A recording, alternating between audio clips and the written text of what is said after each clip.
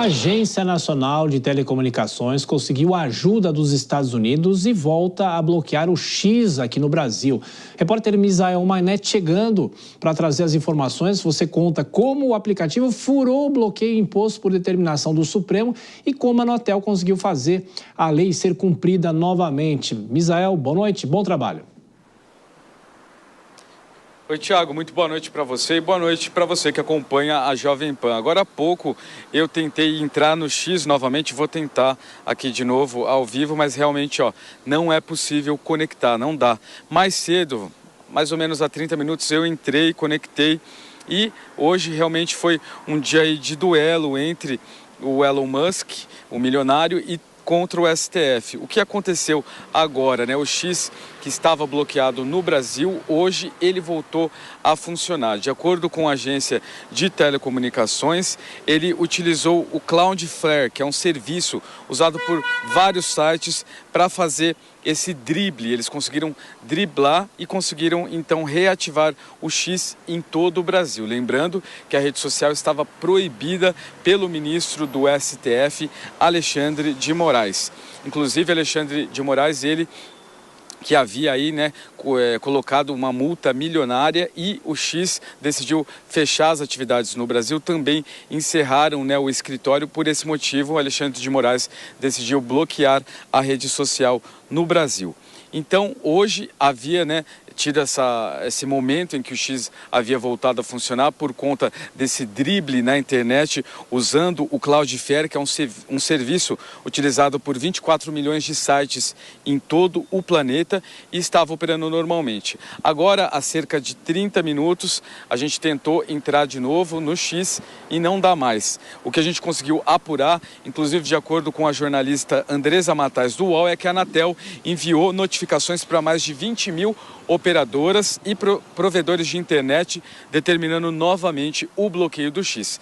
E entre as empresas, a Anatel enviou um pedido aí de ajuda para essa empresa, a Cloudflare, que soube da situação e aí fez o bloqueio do X de novo. Portanto, por enquanto, X bloqueado. Dadas as condições de Elon Musk, com todo esse conhecimento e aparato, e com essa determinação do ministro Alexandre de Moraes, a gente continua acompanhando este duelo. Não sei, pode a qualquer momento voltar, a gente vai continuar acompanhando aqui na programação da Jovem Pan. Tiago? Sem dúvida, mais um capítulo dessa discussão. Misael Mainete com as últimas informações. E os usuários do X, muitos conseguiram utilizar a plataforma hoje, mesmo com a proibição da justiça. E falando mais sobre esse assunto, o nosso convidado agora é o advogado especialista em crimes cibernéticos, Luiz Augusto Durso. Tudo bem, doutor? Como sempre, é uma honra receber o senhor aqui. Bem-vindo, boa noite.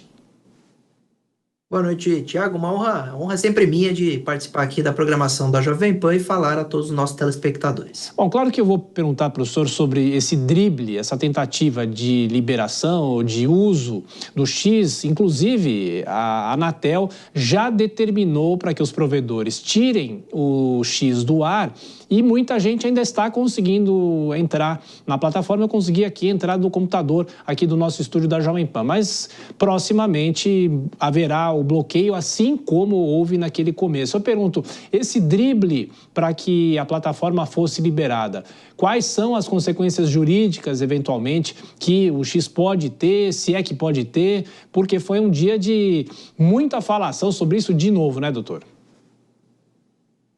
Tiago, por enquanto nenhuma consequência jurídica direta, até porque várias podem ser as justificativas. O Elon Musk e o X podem justificar que, na verdade, teve uma alteração de servidor porque era algo que estava na rotina. Pode dizer que haveria, então, uma questão de atualização de provedor, de backup. São várias as razões que uma empresa troca os seus servidores IP. Então, é difícil a gente aqui mensurar se foi proposital. Não, mesmo sendo proposital, o Poder Judiciário teria dificuldade em concretizar essa prova. Então, mesmo tendo aí concretamente uma alteração de hospedagem de provedores IP para outra empresa, que aí fez com que aqueles bloqueios previamente realizados pelas empresas de conexão não funcionasse mais, uma vez que agora o X estava em outro lugar, hospedado, você teve a conexão momentânea por algum tempo. Agora, nós podemos pensar em eventual repercussão jurídica, Thiago, se tornar um procedimento padrão. Então imagina agora, a Anatel vai lá, manda as 20 mil operadoras bloquearem de novo, elas fazem os bloqueios. Na semana que vem o TUEX muda de novo o servidor e isso se torne recorrente, aí a gente começa a pensar que isso é proposital, começa claro, e aí juridicamente poderia ter alguma repercussão de decisões judiciais, inclusive com medidas com carta rogatória, para que se compre até fora do país. Como é que seria isso, doutor? Mas imagina que o X compre essa briga e simplesmente mude semanalmente a hospedagem da sua plataforma para burlar, né, para não cumprir a situação do bloqueio.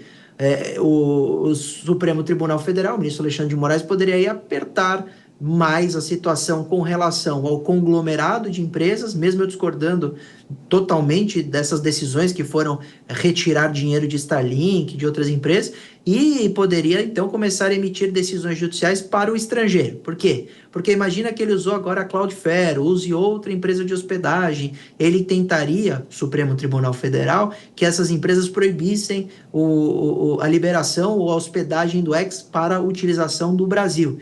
Então, tentaria minar essa internet, o que é muito difícil, com decisões extraterritoriais, né, extranacionais. E aí você poderia até ter algum tipo de tentativa de bloqueio de dinheiro do X nos Estados Unidos. Uma decisão que dificilmente seria cumprida, mas poderia acontecer.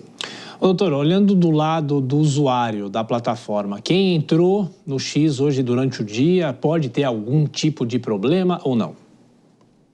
Problema nenhum, Thiago. Muita gente me procurou, falou, Durso, eu estou acessando aqui o X, posso usar, posso publicar ou posso sofrer lá a sanção daquela absurda multa que foi prevista nessa decisão com a possibilidade de, se o usuário burlasse a proibição, se tivesse acesso à plataforma, seria multado em R$50 mil por dia.